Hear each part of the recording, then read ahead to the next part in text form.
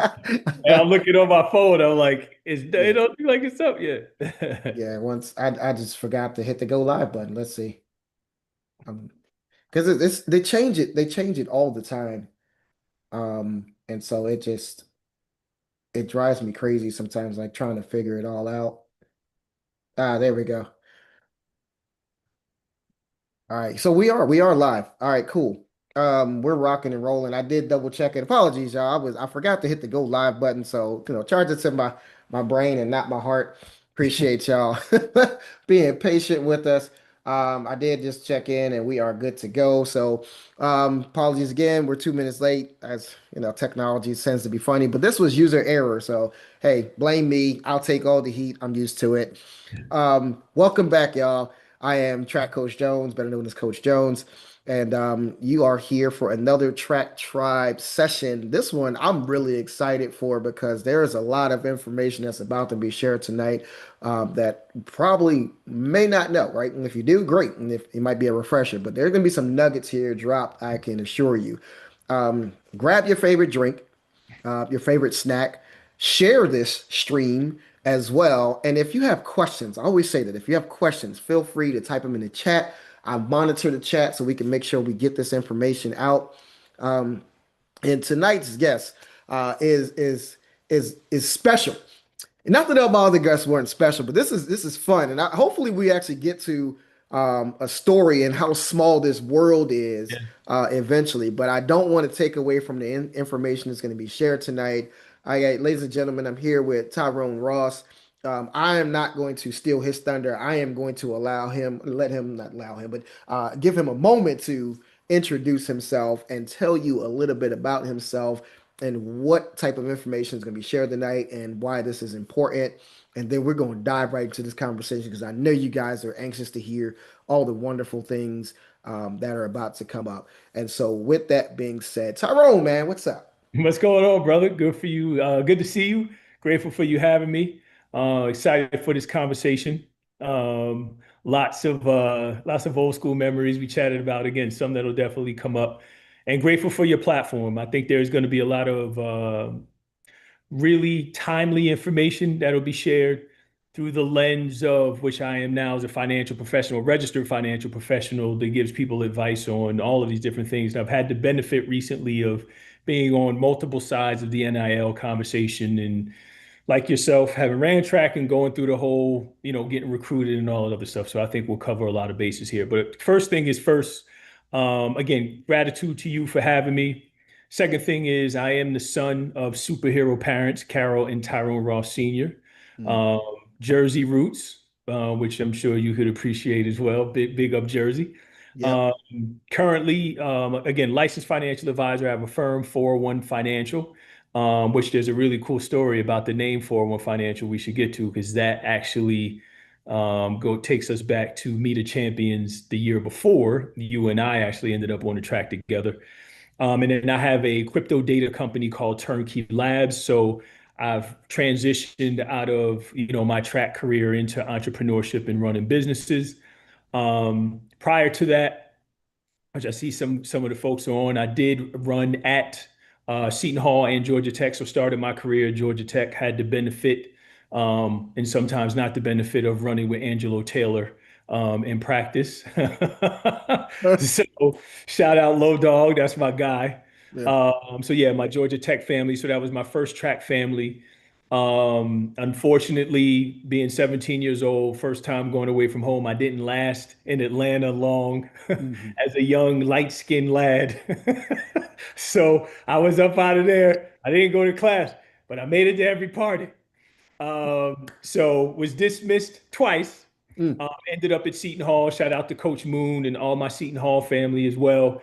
Coach Moon was like, "You get your grades together, got a scholarship for you." So ended up finishing my career at Seton Hall, and then went on to qualify for the trials in '04 in the 400 meters. So I was 400 hurdler, 400 runner in high school. Started focusing on the 400 towards the end of my career. Um, Qualified for the trials in '04, qualified for the world team in '05. My graduate professor wouldn't let me go to the meet, so I didn't get a chance to experience that. Yeah, rough. I had my professional career was a little rough. Um, was half a second off the qualifier in '08, and then 2012, which was my last shot, I tore my groin 2 weeks before the Olympic trial. So my Olympic dream is never going to come true, which is why I said everything under God's green earth is not the Olympics I want. Yeah. But was able to have, looking back at it, a really cool career. I mean, I got to run in the Diamond League meet at Icon Stadium. I got to run a really good race in Milrose, me, LaShawn Merritt, Mm, Batman. Um, I had some meets where I won some money. I did okay, right? Nothing crazy, nothing I could live off of, but that's our dream, right? The track is unforgiving. So to run around the track and make a little bit of money was a really cool thing to experience. Never had the benefit of being sponsored, but had people who poured into my journey with gear and certain things here and there. And did all of that while starting my career on Wall Street. So it was nothing I was ever able to focus on solely, but from about 16 to 32, I dedicated my entire life to running. hmm I have a book in the other room over there. I have every single workout I've done for 20 years straight, never missed a day. Oh Every wow. single workout, everything. So, still train, still work out every day. Haven't been able to compete as much recently due to current life events and running two businesses, but still very active in the sport. Hopefully, can get to compete here again at some point. But that's the journey in a nutshell, man. But it's funny how I was just saying that,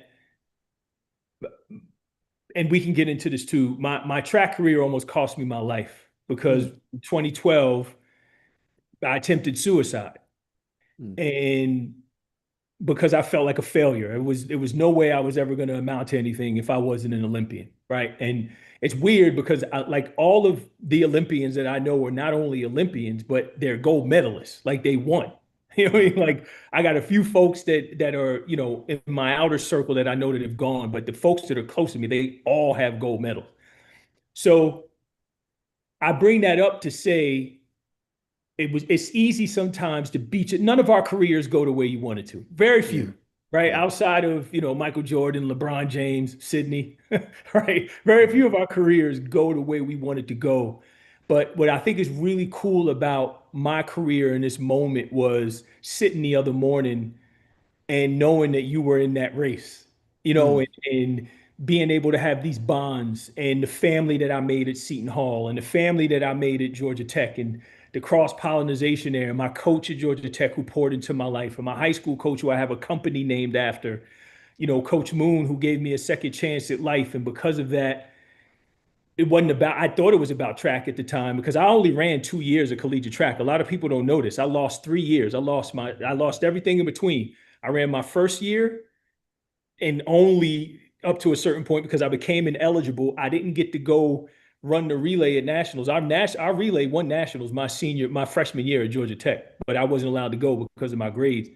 And I ran my last year at Seton Hall. So out of 5 years, I only ran 2 years of collegiate track. yeah. So it was a lot left to be desired.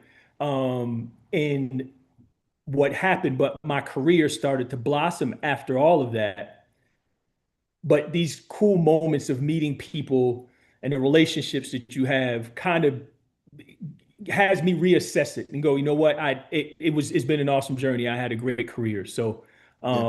now being able to pour back into the sport is awesome. Yeah. I had no idea about a few of those things, man. And I'm going to be honest with you, man. I love the transparency because people look and see all the glory, but they don't Yep, often understand the story that comes with it, right? And we can put a lot of pressure on ourselves to be that what we feel like we want to be, but then it's like, man, if I'm not that, then who am I? When you strip away yep, all these things, what yep, am I? And this is all I've ever known, and when I don't have this thing, I feel like I'm nobody. But that's yep, not the truth, because if you strip away all the titles, you're still a child of God, right? yep, um I yep, appreciate you sharing that, man, because there might be some athletes out there might be some coaches, there might be some parents who just feel like I'm a failure because I didn't get such and such done. And yeah, that's a real thing. but you're Yeah, not a failure because you're still here, you still have purpose, you're still breathing, you can still make an impact in the way that, in the best way you possible. All you have to do is choose it. for And sure. so, let's dive in, man. Because are you gonna start out like that? This one's gonna be rocking, dude. So, so I'm like, whoa, all right, that's where we going with it. Let's go. I love this. This is my favorite part because track people are so real, Yeah. right? And it's one of the hardest things to make money at. You just talked about it. The only time you were really running was your first and your last year, and then you Mhm. worked on the circuit a little bit and made a little money here. You are a fast guy. I know it. I've seen you. Saw the back of your head more than I wanted to, but um, I know that you can run. And so you got a lot of kids out there, man, how do I make this money? What can I do? And things like that. Um, where do we start, right? Yeah. Where do I look to? How do I get this information? Where do I find it? So Yeah. let's maybe take a step back and go, what is it like to earn a dollar in the track world, and what does it really take? But then we also need to talk about this new landscape of how kids are going to transition from high school Yeah. into the college scene and what that looks like also. So Yeah. maybe we start around that. Yeah, let's do that. So I think the first thing obviously is yes, you have to choose good parents. You have to have talent. You have to run fast. But I think the most important thing is consistency. You have to run fast consistently. Mm. If you do that, then you get the. I mean, I'm thinking about this now. I even ran on the USA versus the World race at Penn Relays, right? So you have to be consistent enough where you catch the eye of people and you're going to meets and you're competing at an elite level for a long time. And once you do that, you will get opportunities to get in some meets. Now, what I did because I wasn't sponsored and I had to kind of work my way up the food chain. So they used to have these races in the armory where it was like winner take all, right? And like indoors would be a 500. I already knew what it was. I'm like, ain't nobody in shape in December. That money's mine, you know? And then with that, you have some folks there, and then you may get an opportunity to run at Milrose, and then you place there, you get some money there. Then you see somebody there, and then you get an opportunity to get a bad lane at the lane one at the Diamond League at Icon Stadium. But what happens is that money, again, five grand, 2 grand, $500. Boy, it would take a while to get it because you got to get tested. It takes a while. So you may win that money and not see it for 6 months. Mm. The other thing that I parlayed that into was I tied it into a Nike commercial that I did with Justin Gatlin. We shot it at Icon. Um, a Jackson Hewitt commercial, a running commercial that we shot in the Armory. So what I was able to do is parlay it to opportunities off the track while on the track at the same time. Mm. So the visibility is important. You got to choose the meets that you run at. You got to get to know the meet directors. Folks have to know that you're going to show up. You'll take any lane, right? And you'll give them a good race because you got to think about it. 1, 2, 7, 8, you're lane fillers, right? Yeah. Like, but if you disrupt the race and they're like, whoa, wait a minute. All right, invite him back. And this is what I will say. Anybody that will ever tell you, I didn't win every race, but they knew if I was in it, somebody was gonna have to bleed to win it. Yeah. So they want that because that makes an exciting race. So consistency of performance is important. Getting to know, the meet schedule, your training, when you're gonna peak. I think location matters.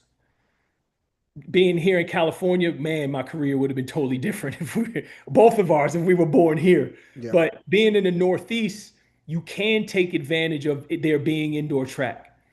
There's a lot more meets. You can use tune-up meets. You can kind of, again, just go to meets. Hey, I've rabbited races and made some money. Hey, could these guys are trying to hit 145. Could you take them through in 50 point or whatever? Here's $500. you know? So once they get to know you and you got a relationship with the folks in the area. Now, I will say this. It helped that a lot of the meet directors and folks knew me from high school. So you get known in the broader area. So no matter where you are, right? If you hang in that area, Florida, Texas, California, Jersey, right? And where we are in the Northeast is really compressed. So anything from New York, Jersey, Pennsylvania, like I could run in that area and somebody probably knew who I was or whatever else. And then Hmm. especially when I went back, having the Seton Hall connection, things like that. So I was able to meet people and be likable. It's just like anything else. Be likable, be reliable. Know you're going to show up early. You're going to warm up. You're going to be at the track. You're going to be where you're supposed to be. And also, this is the last thing I'll say. This is a true story. I was when I got the opportunity to run the 500 at Melrose, I was coming out of class. Mm, I was in graduate school, and shout out to Coach Hill. I don't know if he's watching, but Coach Hill, Robert Hill, he called me and he was like, "What are you doing?" And I'm like, "I just got out of class." He's like, "Can you run Melrose?" I'm like, "What do you mean?"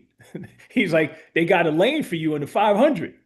I'm like when?" He's like now. Like, can you get here?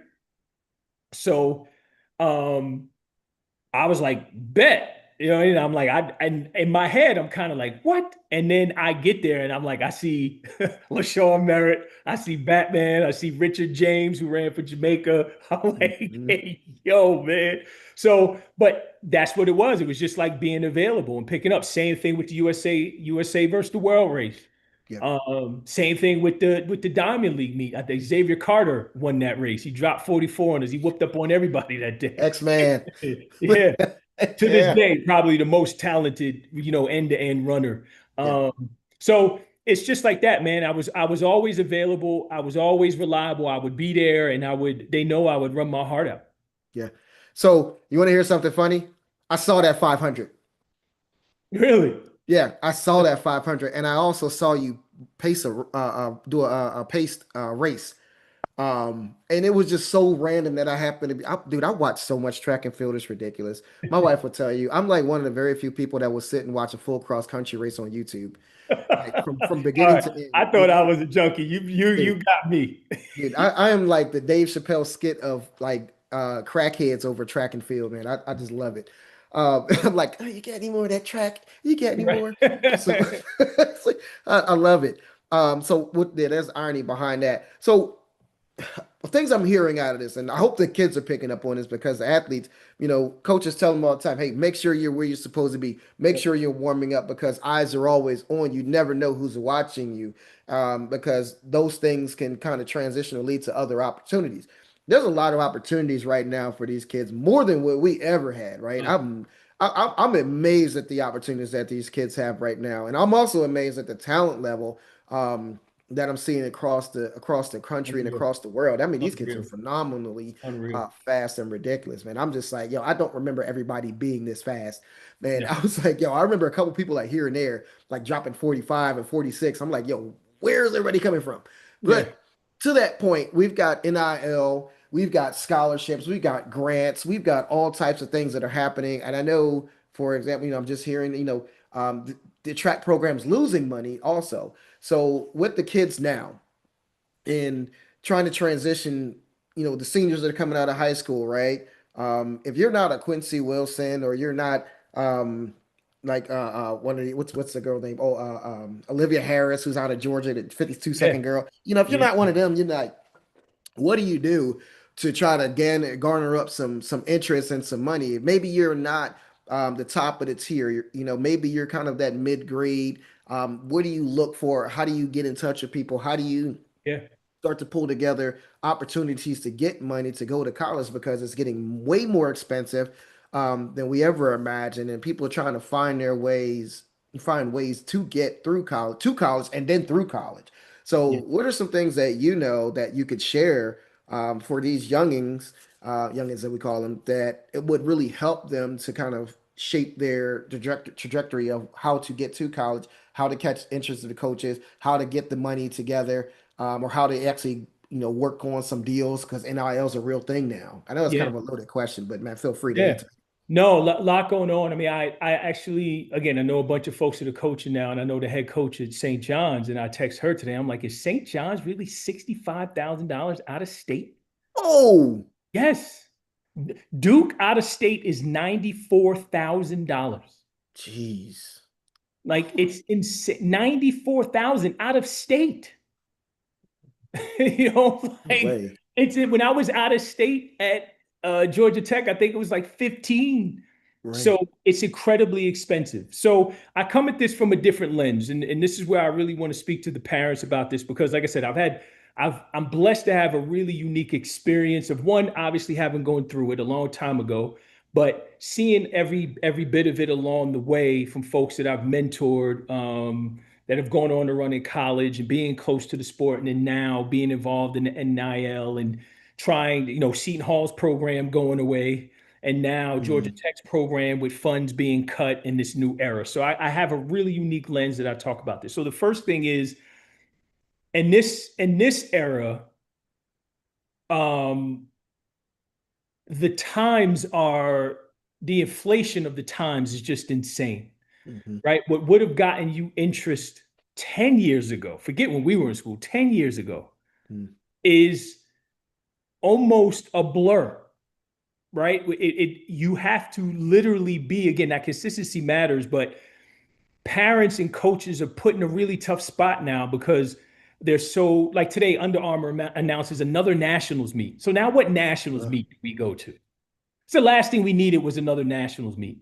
yeah. So I think coaches and parents have more choices now than they did before.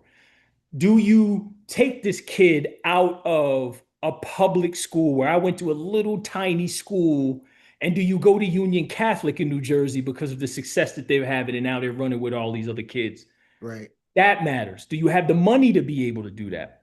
I was Poe, right? I only went to Yo. Metuchen. I only went to Metuchen because God bless my aunt. We used her address, Yeah. and the rest is history. So, one, where does your child go to school? Two, um, what type of investment is being made in their development? What event do they run? Obviously there's even at the high school now. It's crazy how there's high profile events where they're putting a lot of money behind the 8 to 4 to 2 to 1. It was never like it how they're putting money behind these sports where if you got a kid that could be seen. Remember Arcadia used to be the Yeah. thing, right? Yeah. Like you would run well, and then you come out here and you run Arcadia and you put something down. Like that used to be it. But now there's a lot of these meets, Yeah. right? These showcase meets. So it's a lot of decisions that go into it now where you can see it. Quincy runs a curated schedule, hmm right? The twin girls from Texas, they run a curated schedule. Yeah. Cooper Lutkenhouse had run a curated schedule. Even I remember the day after Sydney's first race in high school, I saw her at Rutgers because she was coming to watch her brother run a meet that I was running it. And Mm, I remember walking up to her parents and saying, "Is she going to be it?" But she ran a bit of a curated schedule. So the last 10 to 15 years in high school, it not only matters how fast you run, but where and mm, against who. right. And even if you trail, right, you run a race, again, if top three guys are 45 and change and you come straggling in at sixth at 47.0, those mid-major programs, right, you still look because the coaches will go, those top three guys are either going pro or SEC. hmm Right? So we could bring in somebody that can score points Right. like day one. So that matters. So there's a lot of decisions here that has to be made that hasn't been made before. So it's one economic, which it really track used to be a poor man's sport. You get some spikes, go to a meet, run, see what happens. So Right. it's economic. What resources do you have to be able to travel, get the kid in the right meets? Where are you regionally matters. Um, And then lastly, just on the part of being seen, I think because of social media, because of clips it meets, trying to be able to get in front of coaches. Like I know you on X. There's a lot of coaches that'll be like, hey, send me, I got scholarships for these type of kids, Right. right? If you got a kid that, right. So I think the parents and the kids need to be on social media, seeing, following the right people and sharing these things, and really getting to know the program. Here's the last thing I will say that's underappreciated that I don't think happens enough in track and field. That I think one needs to happen for track to survive, and two that we can steal from football. there's nothing wrong, literally nothing wrong, and it should happen more. Is like, why don't the parents, one, just take the kid to Florida relays, Hmm. hobnob, kiss hands, shake babies, get to know the coach. Just, the kid could be a 52-second hurdler, Yeah. whatever, right? But just go and meet people. Like just do these, and you call them unofficial visits or whatever. But with football programs, they'll have the kids on campus, or the parents will just go and say, "Hey, I want to get them in this camp," right? That needs to happen more in track now for visibility, Mm, for the kids to get visibility with the coaches and get to meet them and get to ask flat out, "Hey, Coach Holloway, I want to come to Florida. What do I got to do?" hmm. They got 46 flat, right? You gotta be, and I might have a scholarship for you. Right. Okay, well, I'm a 48, 46-8 kid now. Okay, and the parents know that you build a relationship. So the relationship building, I think, is being forced now, and it wasn't before. You just really kind of met people along the way. So I think the parents and the kids need to build a relationship with coaches, especially because this in the NIL transfer era, everyone's going from school to school to school. You ain't staying Right. nowhere. So you're not building a community, right? Right. There's no more like I'm a Gator, I'm a Yellow Jacket, right? I transferred, but I have more affinity to Georgia Tech than I do to Seton Hall. One, Hmm. because the program is going, but I started my career at Georgia Tech. I have last enduring relationships there. I built a relationship with the administration, and now I have an endowment there. Mm, So, you know what I'm saying? Like building those relationships matter. But it's economic, it's relationship building. And I think the last thing is this, which is really important for the parents to understand. It's a situation now where, depending on where your child goes or where they want to go, back to point one, it's economic, but you have to figure out what the child is eligible to receive based on division, based on conference, based on economic status of the athletic program and the track program as it is. Because if my child signs here today, is this program going to be around in 5 years? mm, Right? And you referenced some of the 500 million that Rutgers has lost. We talked about this on our call. Alabama men's women's track and field burning through $3 million last year. yeah. Oof. So this is when you get into the whole NIL thing. Can the child get some NIL? There are certain schools that opted out of the NIL agreement with the schools could pay. So anything over $600 has to be, and we'll get into the nuance of NIL because I think that's where there's a lot of things there that need to be discussed from a financial standpoint, which is near and dear to my heart. But I think what parents are just taking for granted now is not the same as when Coach Moon walked into my living room and he told my parents, "Yep, got a full scholarship for him." Right. And that's over. Well, what does that mean? Right? Oh, grant and aid. Okay.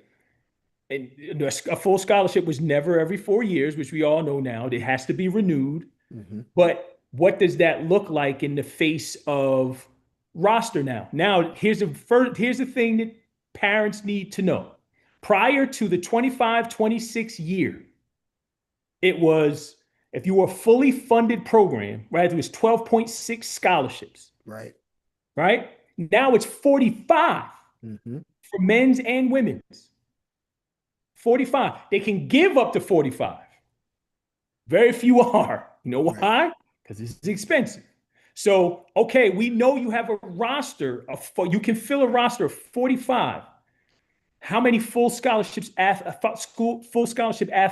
do you have? Are you going to have on a roster? Like these are the questions that parents need to ask, right? In addition to, again, that grant and aid, in addition to the NIL, okay, I want to go run in Florida. How much of that 20.5 million it has to that the school is paying, schools are paying the NIL, name, image, and likeness. How much of that money is going to the track program? Hmm. And then what does that mean for my child? Right. You see what I'm saying? So Yeah. it's a totally different conversation, man. And then if you're mid-major or division 2, you got to ask even more questions, you Mm, know? But hopefully, yes, the school gets covered. And then maybe there's some conversation around what NIL looks like and maybe putting a little money in the kids' pockets. right. So you got segments. hey, here's the money that comes to the school, and only a portion of it is going to go to track and field, and Yeah. that's getting reduced year by year because track and field is unfortunately a dying sport. Yep. And we're all this part of the reason why I started the track tribe is to try to resuscitate or bring life to track and field because in my opinion, I could be incredibly biased here because of my love for track and field. Track and field is the foundation of most other sports Yeah. and their success. And without track and field, I think every other sport will really suffer. And Yep. that's my personal opinion here. No, And so I'm with now you. we're looking at how do we help track thrive, not just survive, but thrive. But then we have athletes that are trying to figure out, well, where do I go? How do I get this money? Who am I up against? Because to your point, athletes are moving from school to school and getting more money, and that I don't really blame them because it's business on the next level. And Yep. if you're gonna treat me like a number, I'm gonna treat you like a number. And it's kind of like dog eat world, right? Dog eat dog. Yep. So it's there isn't real nobody stays for hardly anybody stays 4 years unless not at the top tier level. Most of those guys go pro in year two or year three Hmm. because you have a very short opportunity or the lifespan in the pro world. And Yeah. I don't know that I don't think it might be less than football, might be less than the NFL to be honest with you. Absolutely. And, Absolutely. and an average NFL player plays for 2 years. Track Absolutely. athletes are here and there gone because they can't afford to continue to run on the pro circuit. That's a whole nother story. But Age is diving, 15% yeah, that's in just track yeah, insane. at But every it, at but that's every a whole other ball game, yeah, right? yeah, We yeah. got That's we had to a talk. separate line. But yeah, Yeah, I we ain't even gonna talk. We got so much to talk about with that. But so okay, so with the NIL, right? Because I know that's like the big ticket item. That's the hot button with most people. And some say they understand it. Some have heard about it. Some don't really understand it at all. How do we fill in the blanks here to get people to get at least some awareness on what it is that you should know about NIL? Because it does affect finances. It does have some stipulations behind it. What are some things that we could share now, or at least direct individuals in the right play for the audience that may be listening in? That's really important for them to know right off the rip. yeah. First thing is, I think no matter what you hear here, go do your own research. That's the first thing. As a Mm, financial professional, we're trained to say that. But I think there's a lot of really good information out there. Um, I tend to read a lot of the legal briefs and the financial stuff because that's just the business that I'm in. Because I think a lot of there's been a lot. What bothers me about this is there's been a lot of misinformation. mm, And I think you have to get this information from credible, reliable sources. So let's start here. NIL, name, image, likeness. This came to be because there was a time when we were in college where athletes would go to the bookstore and see their jersey and their name in the bookstore yeah, and it's selling out and they can't make no money from it. right. Right. So there was been a few lawsuits along the way at O'Bannon and the UCLA folks, and along the way, and eventually it was like, you know what? This is the thing, right? 2021, I believe, or so is when it really came to be. It was a whole thing where now athletes could get paid off their name, image, and likeness. That's very important for everyone to understand because that then goes into, well, what is my name, image, and likeness as far as your ability to get paid? It's not pay for play. Mm, That needs to be, it's not pay for play. So when you hear it all the time, they paid him $2 million and he hit two shots, and they paid him because if he brought his behind to that school, that they was gonna make money off of his name and name, image, and likeness. yeah, So if yeah. they giving him 2 million, what do you think the school made? I'm thinking at least 10. Easy, Yeah. right? It's $1 billion generated. I think a billion plus generated every year, plus for the NCAA tournament. How much you think these kids, in relation to what these kids are going to get? It's not even close. So that's the first thing: is not pay for play. I'm being paid for my name, image, and likeness. My scholarship or grant and aid covers what we, again, it still could be covered, called a full ride. Now, there's a couple things here. Prior to, again, the 25, 26 year, there were collectives that came together to give kids NIL, basically saying, we're going to sign a contract. You're going to sign a contract with us, and we're going to pay you X amount of money to come by the dealership and do this commercial or whatever else. That deal was with the collective, and these powerful collectives were able to give these kids money. So what happened now is the schools that opted in to this new deal where there's $20.5 million to pay the athletes, the schools are saying now we're going to pay the NIL to the student athlete. Why is that so important? If it is the case, well, one, where the school is going to pay you NIL, that is an agreement that is signed with certain stipulations. One, get a lawyer, get a CPA, get a financial advisor to look that over, because there's IP things there. If the school says, yeah, I mean, I go through this all the time. I'm going through it now I'm working out a contract with a massive financial provider for news, and I'm going to provide a service as a contractor. My name, image, and likeness is actually in the contract. They want in perpetuity so that my great, great, great, great kids, right, grandkids, kids won't be able to access any of the IP that I created. And just for the record, IP is intellectual Yeah, property for people intellectual that's right. property. Yep. So anything I put my name on, any video that I produce, they can continue to use that. There's taxes involved, right? Everything is taxable. If it's over $600, it has to be reported to the NCAA. But to me, the most important part of this that people are leaving out, that agreement for the NIL payment, the name, image, and likeness payment, is an agreement now, again, if the school is opting in to pay it, between the athlete and the school. That does not stop the kid from transferring. It does not stop the kid from signing another deal with other. It doesn't stop that. Everyone thinks it does. It does not. Mm. I didn't sign, and this is why they want collective bargaining and all these other things. Here's the other thing that parents should know. 30% of all athletes that signed an NIL deal last year did not get paid. Really? A third did not get paid. Yes. But why?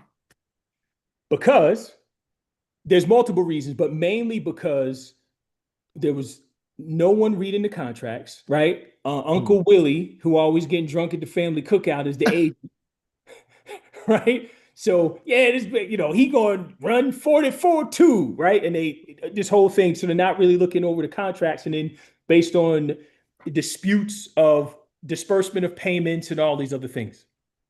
So there's multiple reasons why, but it is the wild wild west right now, and you have to be clear on what is happening.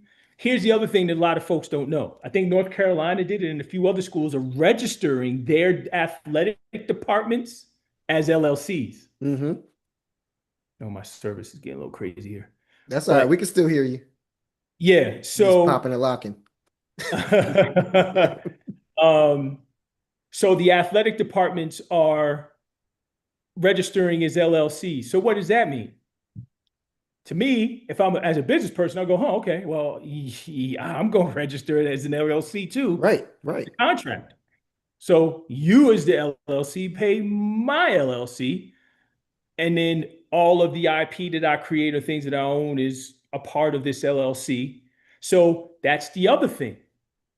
Is my kid going to a school where the athletic department has registered as an LLC? Mm.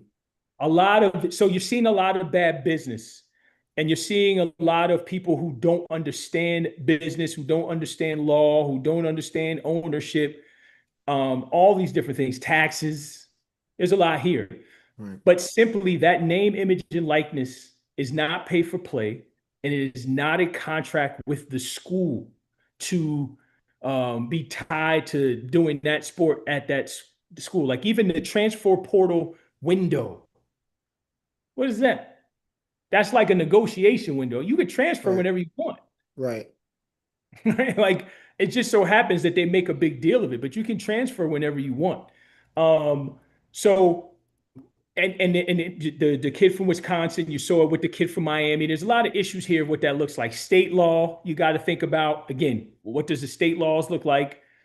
What is the NCAA saying?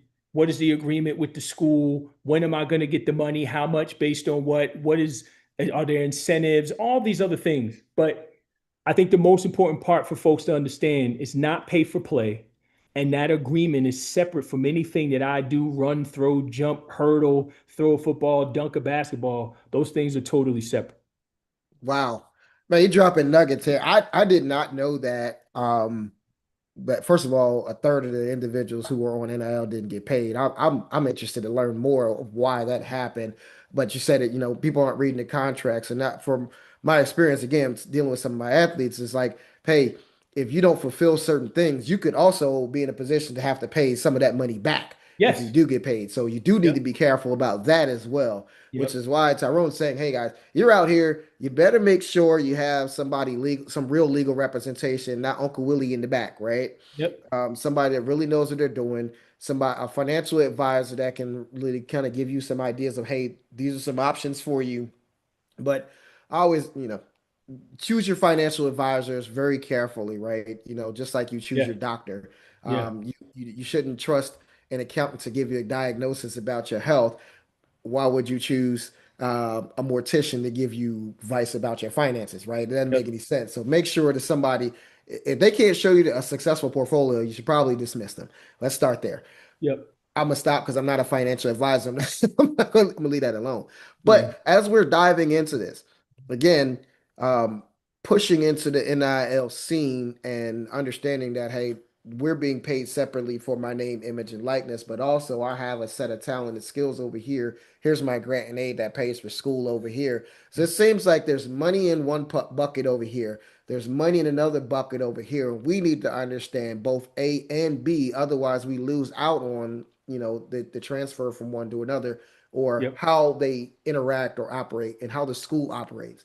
So, ladies and gentlemen, here, the biggest takeaway I'm hearing is you got to know what questions to ask here Yeah. because it's incredibly important. If not, then you're going to find out we might find ourselves in a position to either owe money or lose money, right?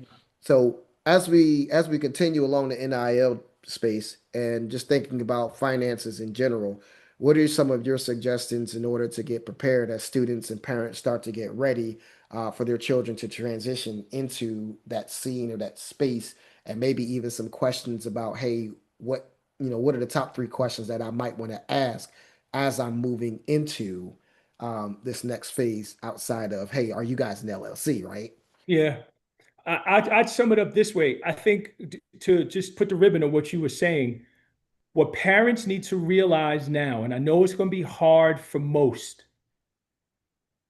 you're negotiating a business deal Mm, now. It's business. College sports is business. From rugby all the way up to football, it's business. It's a business. They have to find a way to cut expenses, which has gone up for them, and increase revenues.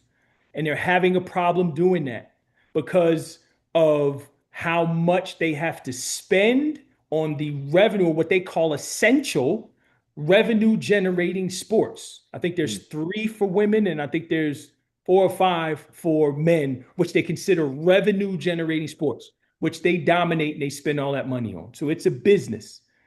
So that's the first thing. Your mindset has to be we're negotiating a business deal here. It's no longer, especially if you have the type of child that is in position for NIL. So that's the first thing. Second thing is I would ask that question that you had mentioned outside, and I know you mentioned outside of that, so I'll take that off the plate. But find out how the athletic department is registered. Mm, One, which you never had to ask before, what I think you should ask: what is the financial condition of the athletic department mm. and the track team? This is public information, but I would ask them: are y'all in the red, Rutgers? Right? And what is it? Is there going to be a sustainable amount of revenue to continue to run the team for the next 4 years. That's all I care about. When Mm, my child is going to be here, what does that look like? And I know this is going to be hard for some people to ask, but if I have a child right now, I'm asking these questions. And I know I'm privileged to know what these things mean and look them up or whatever, but you have to ask these questions. What is the financial condition of the athletic department? And what is the financial condition of the track program? Is there money being invested into the program over the next 4 years to travel? This is the other thing that folks don't talk about.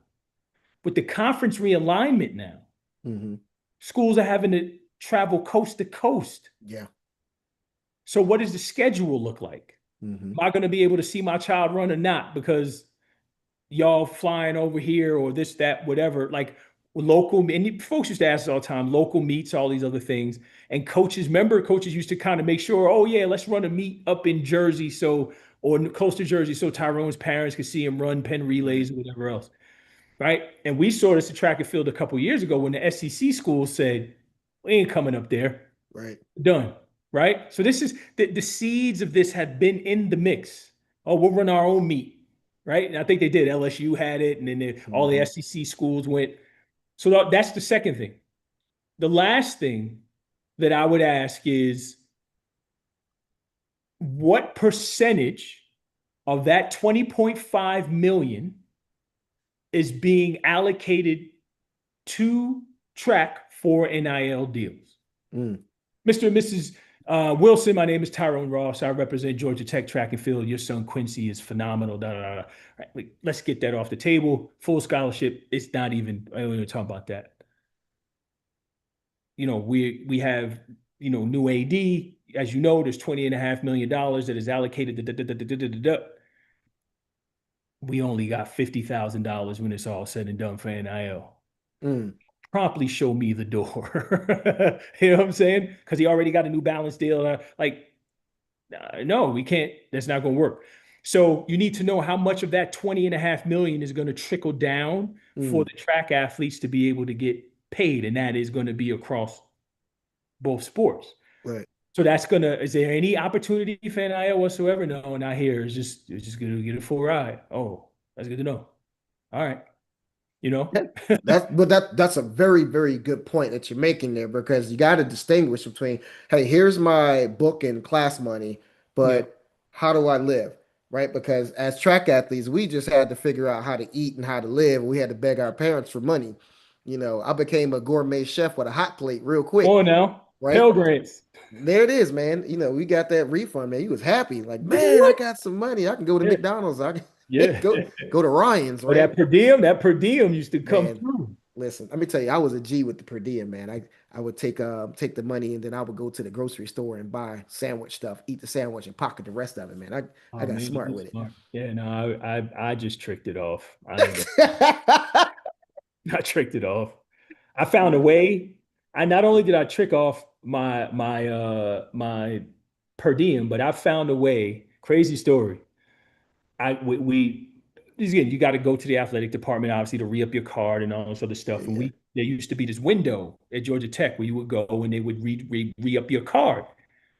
So me and my boy go. And I ain't come from nothing, never had nothing. So the woman goes, "Do you want that on your card or do you want a check?" I said, "I'm sorry." She's like, "Do you want a check?" She's like, "You can get your meal plan money in a check." I said, "How much is that?" She was like, 3,300 $3,300. I said, "Give me a check for that. Give me a check for that." Yeah. I looked over at my boy. I said, "Take me to the bank. Take me to the bank." I went to the bank. Put it in the bank. I asked the lady, I said, "Could you give me $1,000 in all hundreds, please?" Lord. So she gives me, yes, it gets worse. She gives, she gives me $1,000, right? In the envelope. I take it out. I rip up the envelope. I got that. My boy had a truck with a system in it. I said, "All right, we're going to ride around campus." And at that time, been around the world with Mason Puff was it. The remix. I said, "Put the remix on." So we did it.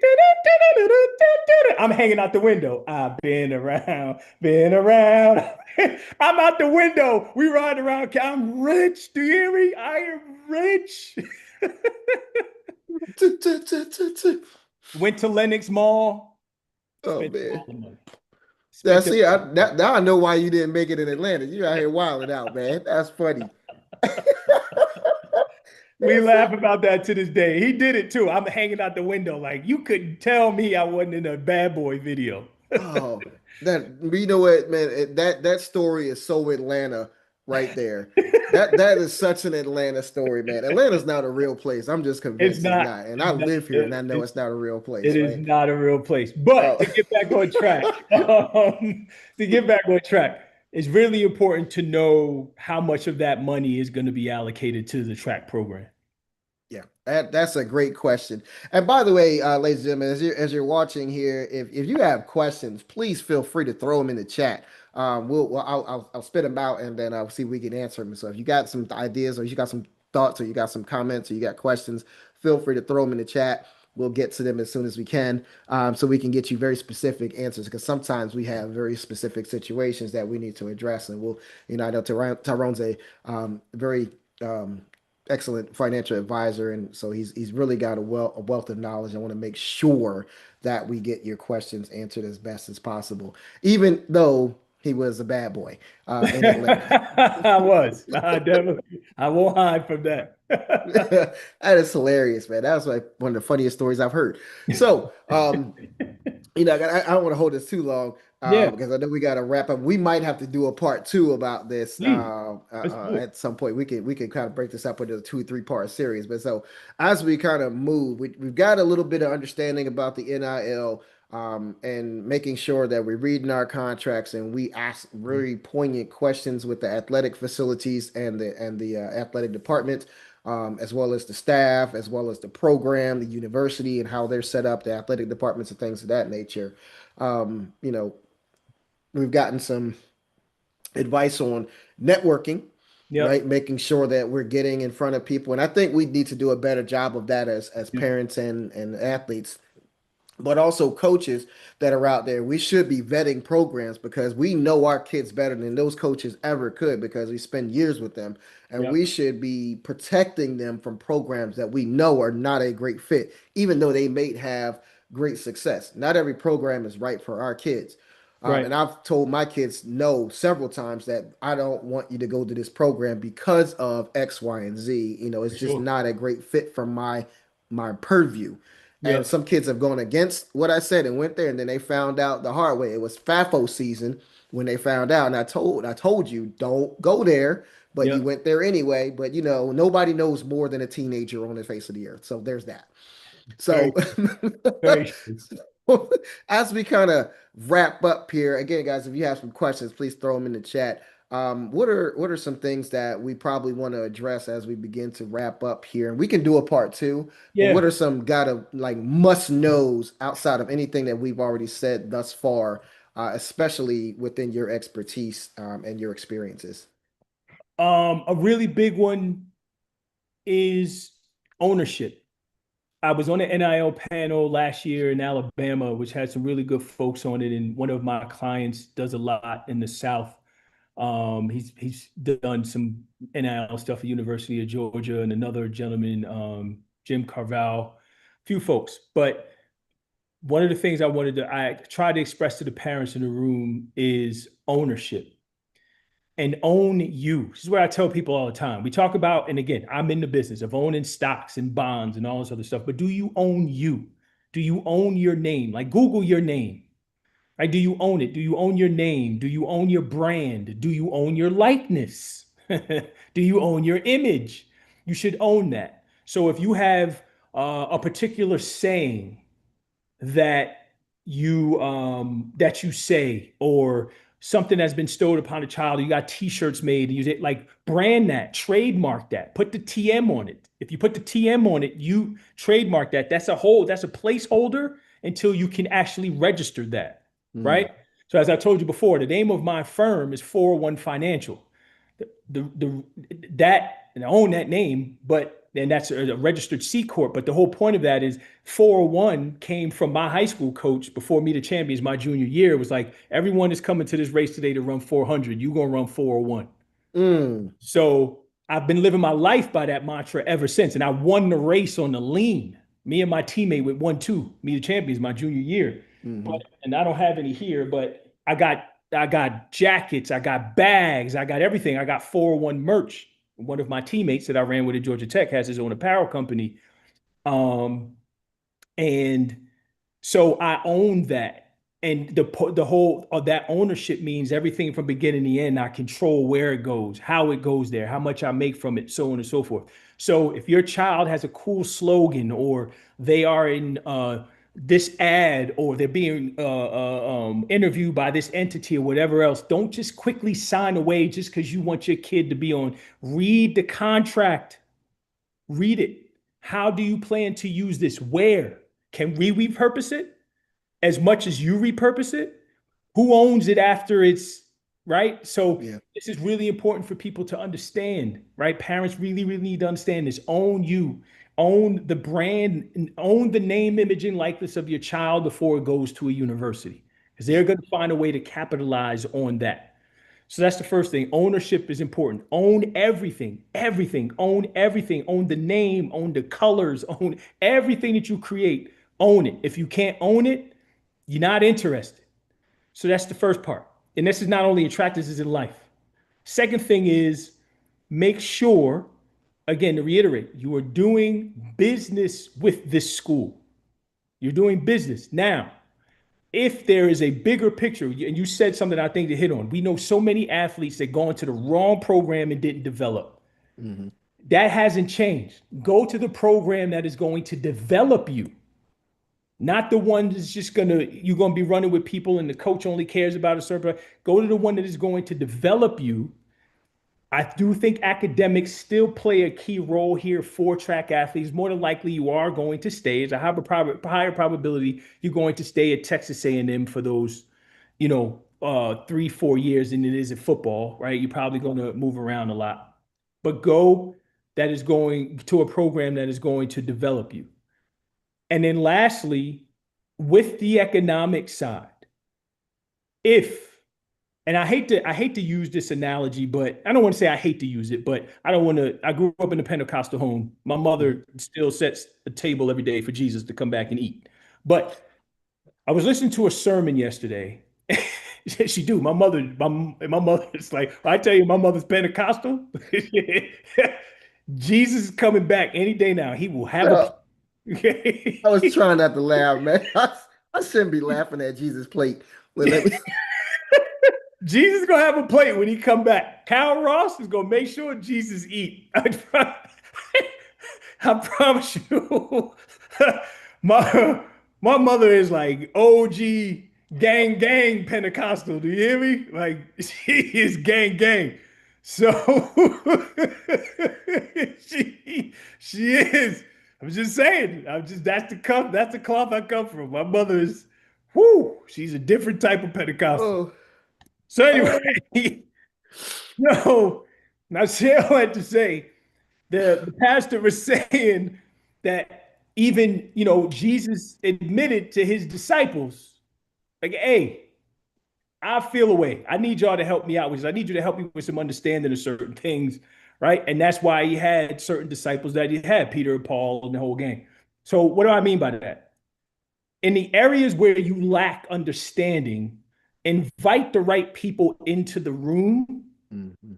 to be your Peter or Paul to help you understand that. Okay, we need a tax person, we need a financial advisor, we need a what even with injuries. Let's go see 3, 4 physios, whatever the case may be.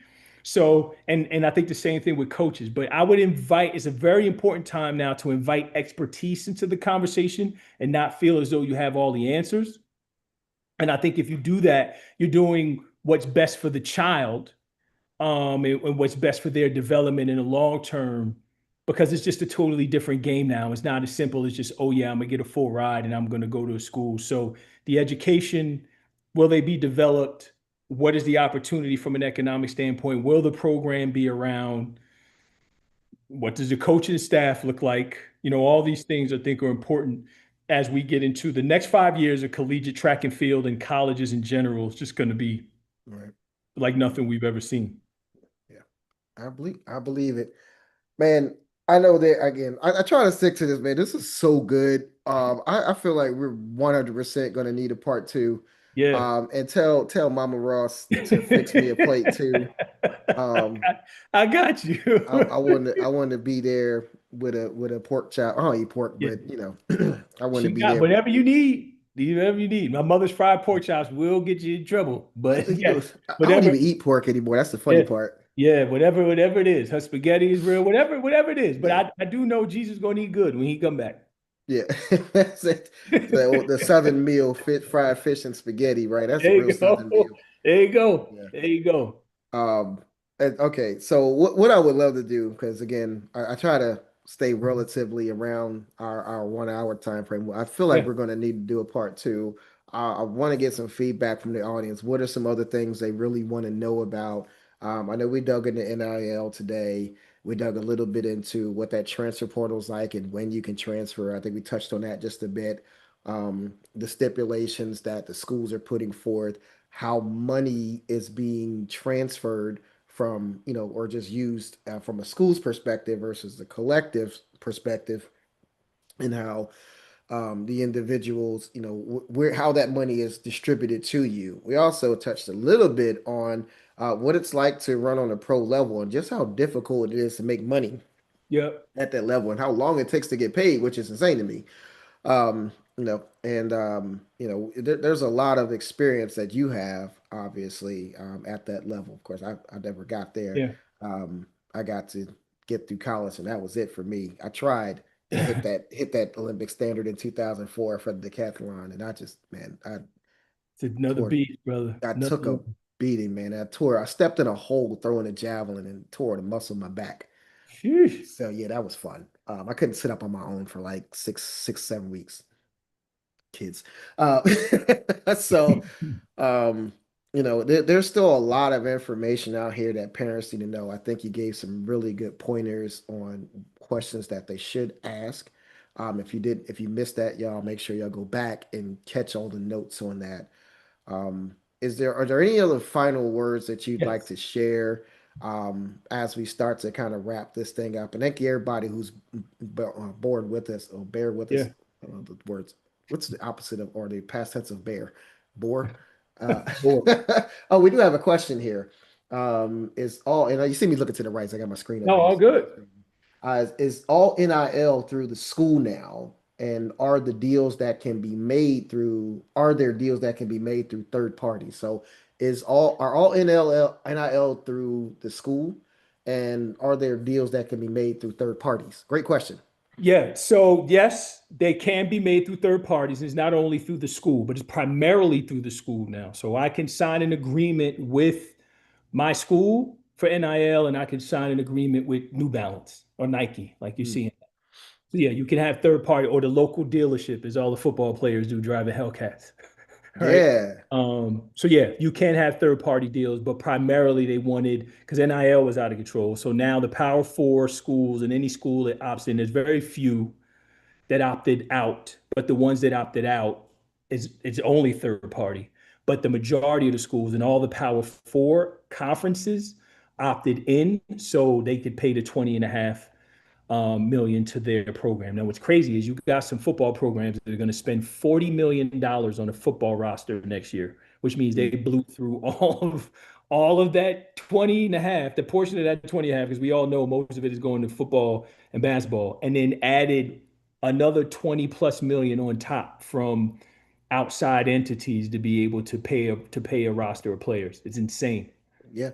Well, when you have schools, and no disrespect, let me state this, and you have Indiana in a Mhm. national championship, you know, they have a roster, and you never would have seen this a few years ago because everybody went to those Power Five or Power Fours, right? Yeah, And so now the money is changing the landscape and competitive edge across the country yeah. for other programs too, Yeah, right? and I don't want to be quoted here. I think is you can look it up, but I think Indiana has the wealthiest alumni base of all the universities. Ah, Also, but for the parents out there, there's two things before we go. I was actually going to ask you if I could have a little time to say something because one of the yeah, things yeah. I always say is don't miss the moment. I don't want to miss the moment here. But to the parents, really quickly, and I found this fascinating. I may try to send it to you after this, but if you look at a map of where all the Division I schools are, they're all clustered on the East Coast. Most of them, And you yeah. got a few out here. I couldn't believe it how few Division I schools there were here in California. It blew me away. Like the Mhm. clusters all up and down the eastern seaboard, and a few in the middle of the country, and then it's disparate out here. Yeah.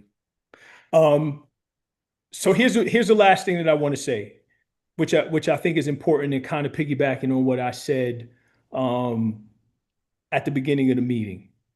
And I think this is really important based on some of the things that I hear from my my former teammates, friends that are my age that have kids and everything else. I don't have children. All I got is my plant back there that I try to keep alive.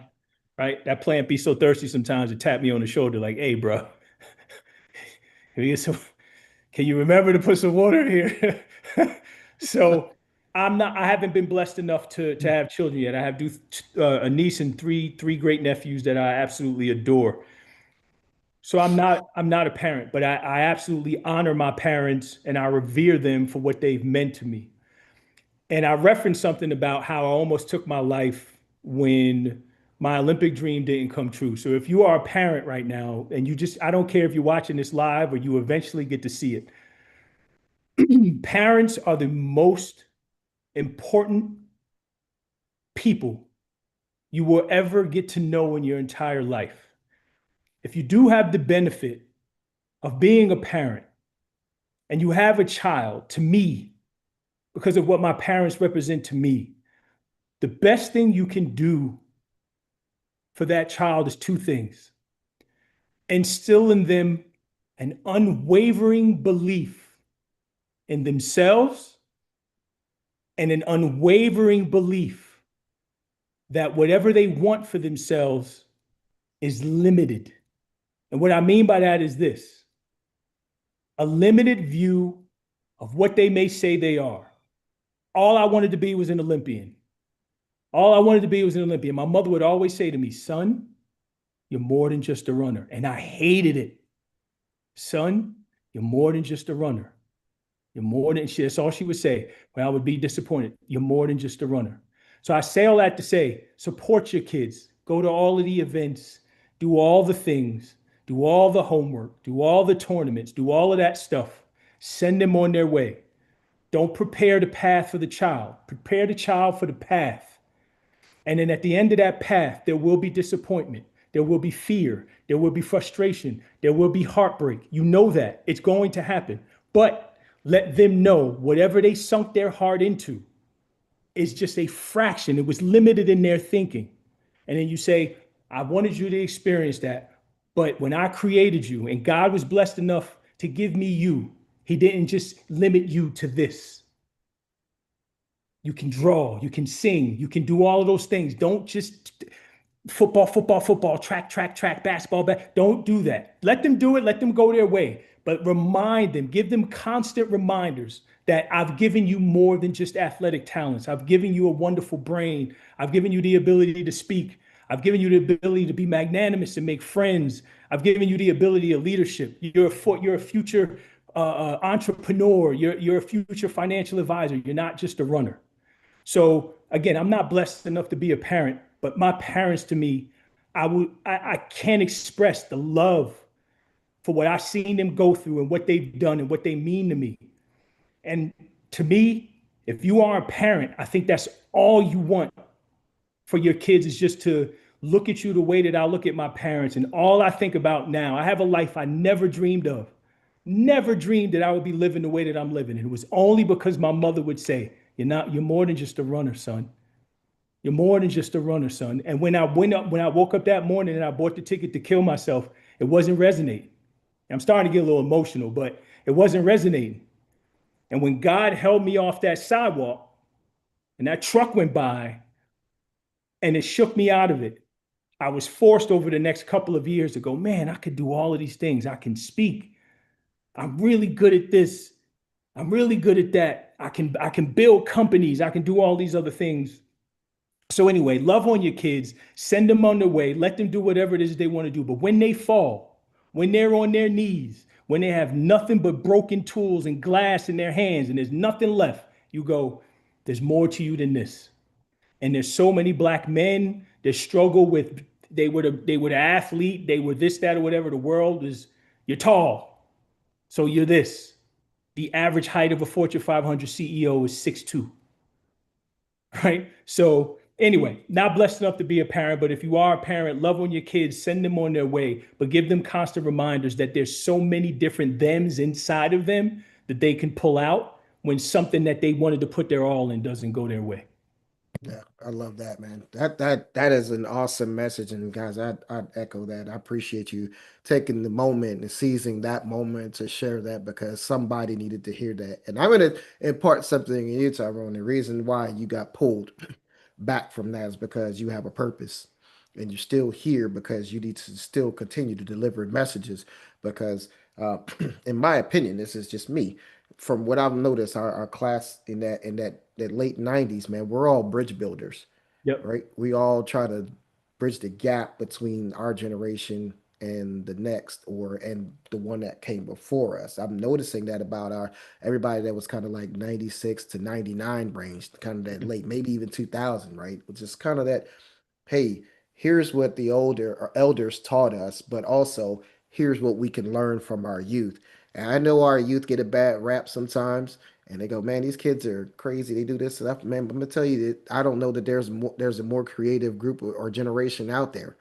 Um, so every generation has an outstanding thing about them. There's some drawbacks for every generation. There's some outstanding things about every generation too.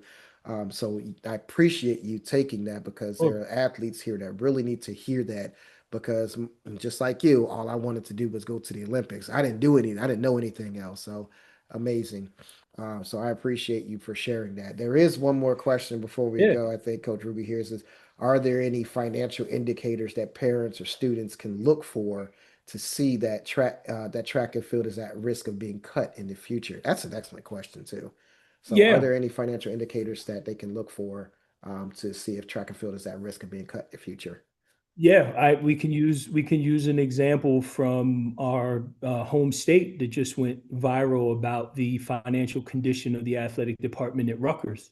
Hmm. My high school coach went to Rutgers. I just saw him, and I know a few kids from my high school recently went there. But when you have an athletic department that has lost in total $500 million, and I believe $78 million lost by the track program, I think that's a good sign that there will be some type of cuts at some point. I don't know how there's not across the athletic department, but what's going to be the first to go? Olympic sports, right? Yeah, So I would be very, very, very cautious of sending my child to any sport at Rutgers right now until you figure out what's going on there. And this is all public information. The donors are not donating. They moved to the Big Ten, which is supposed to be lucrative, but you somehow still lost all of this money. Something's wrong and is amiss, and which means so even if they don't cut the program, there still needs to be investment in the program, which means they're not even to invest any of them in the money in the student athletes. So that's an example of what you look for. But there's and this is easily searchable. You can look at the athletic departments of all these schools, right? That your kid may be recruited by or whatever, and look up their financials. They have to, they report it. The majority of them do, and you can see. And if not, when they reach out and the coach yeah, want to talk to your child, ask. yeah, yeah.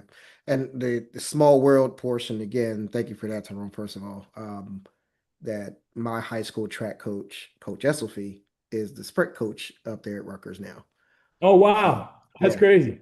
yeah. Yeah, So it's like wow, the small world. And guys, and There was so much knowledge dropped here. I'm going to go back and listen to it because it was just the amount of amazing nuggets that were shared here today. And I hope this was valuable for you. As the reason, one of the reasons why I like to have these real transparent conversations with people who are very knowledgeable, who love the sport of track and field, love athletes, love coaching, love the entirety of what we do here, right? The community of track and field. If you guys, and by the way, if you haven't yet, find us on the school app, SKOOL. It's called the Track Tribe. I'm trying to bring all these people together who love track and field. Doesn't matter if you're a coach, a parent, an athlete. Come on, we're going to try to grow this as much as possible. I would like to have these conversations to help our track community thrive. And I'm telling you right now, there's not a tougher group of parents out there than track parents. Because man, I'm gonna tell you what happened, and this is a quick story. I watched the football games and it started raining and everybody scattered like roaches when the light came on. I was at a Hmm. track meet the other week. It started raining. Everybody started clapping. They threw their umbrellas up and they sat right there. Dude, Yep. track parents don't move. They do not care. It could That, be sleeting frogs out there. They could be out there with track parents are tough, boy. 98 degrees, sitting out there in the sun. telling. I am not gonna miss my baby running in the ninth heat of the 100 meters. Right. Knowing they run, they on the boys section run 13-4, but that's my baby. That's my that's my baby. It is what it It is. is, man. That's my baby. And the track parents are some of the toughest parents out there, Oh man. and the coaches are right there with them, just as tough. And so, if you're and the track community is free, by the way. The track tribe, I take on all and incur all those costs. So, yeah, man, come on and join us and have a conversation, ask questions. We got tons of information in the classroom there. You can go in and learn about track and field if you don't know anything. We got instructional videos. We add more and more resources every single month. So, join the track tribe. Again, it's free, 100% free. It will stay free because I don't think that we need another paywall for the sport that we love. Um, I did So that on true. purpose. And so, and Tyrone, dude, I can't thank you enough. We're definitely going to have to do a part two Yeah, to dive more into, the collegiate scene and what athletes need to do to get prepared for that. yeah, From your experience, and then maybe even if they're so blessed enough to make a transition to the pros and yeah, think about what that looks like as well, because that's a whole nutshell. That's a whole ball game right there that they need to understand. You dropped a lot of wisdom here, and I appreciate you all. And guys, if y'all didn't know, again, I said I was going to bring this up, and we mentioned it very briefly. So, small world moment number two. Um, Me and Tyrone actually ran in the same track meet together at the Meet of Champions back in 1997. One of the best races in the history of New Jersey. And we were having a conversation. I was like, "Hey, man, I know that guy." I was like, he was a really fast guy back in Jersey, man. I don't know. I don't know if y'all knew that or not. But that was a small world moment. I'm excited to hopefully see that race one day. yeah. No, you see it Um, soon. We're gonna get it to you. yeah, I'm really I'm geek, man. So guys, that is it for the Track Tribe session tonight with Tyrone Ross, who's dropped an incredible amount of wisdom. I hope that it was valuable for you. Thank you all to all people in the chat. Thank you for sticking with us through this conversation, man. You guys have been amazing. We had some moments here where we're emotional, and it's great. I love that transparency. We had some laughs. We had some teary eyes, somewhat, man. Some of that was part of the laughter. But again, please find us on the school app. And Yeah, then, Tyrone, how can they reach out to you if they have more questions? Because you've got a wealth of knowledge in the finance area. So if they need you and they want to yeah. ask more questions from you and what how could they reach you? Yeah, I'm on all socials. If you go to LinkedIn and search my name, Tyrone V. Ross Jr., I'll pop up there.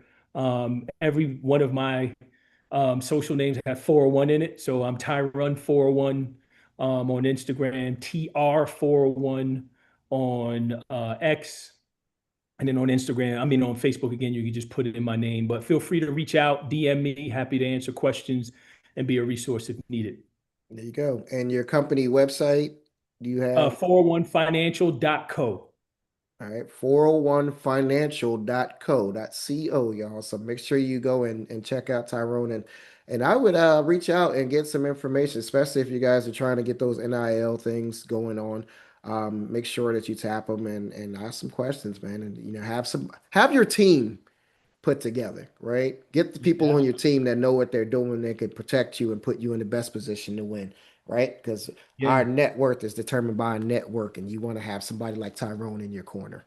Yeah. All right. And I'm also available for some really, really hard, difficult, old school 400-meter workouts. Not only will Mm. I give you to you, I'll do it with your kids because I ain't got no teenage kids I could beat up on a mile. Look, you come to Atlanta, we'll put you on the track with our kid. Let's Uh, do it. yeah, Let's do he's it. I'm he's all turned for it. into a Tempo stuff though. tremendous No, I ain't runner. some tempo tubes. Yeah, well, I don't know if he might just try to give it to you, man. Yeah, I know. He's I a see. really I ain't trying to go all that. But we gonna run these in pace. 2 minutes rest, there you repeat. go. You can pace it because he's an 800 kid, but he can run the 4 too. He just went like two flat as a Okay, go. sophomore. So yeah, Okay, he's really doing this thing over there. Get him out there and maybe even get my daughter to chase him let's too. do it. All Let's right. do it. So I'm Let's do excited. it. No doubt. Tyrone, thanks All right, again, man. man. Good It's been seeing the you. tribe session, y'all. Appreciate you. Remember the track tribe. And if you need to email the track tribe, you can do it at thetracktribe@gmail.com. If you need to find me, it's easy. Track Coach Jones on everything. All Yes, right. you are. Yeah, everything. Holla at me, y'all. If you got questions, feel free to shoot us a message. We'll see you in the tribe. I appreciate you. Thank you so much. It's been great. God Yeah. bless. We God out of bless. here. Yeah, I'm gonna stop the live real quick. Stop the stream here. All right. So, yeah, man. Thank you so much, man. Of course. Yeah, we had quite a few people.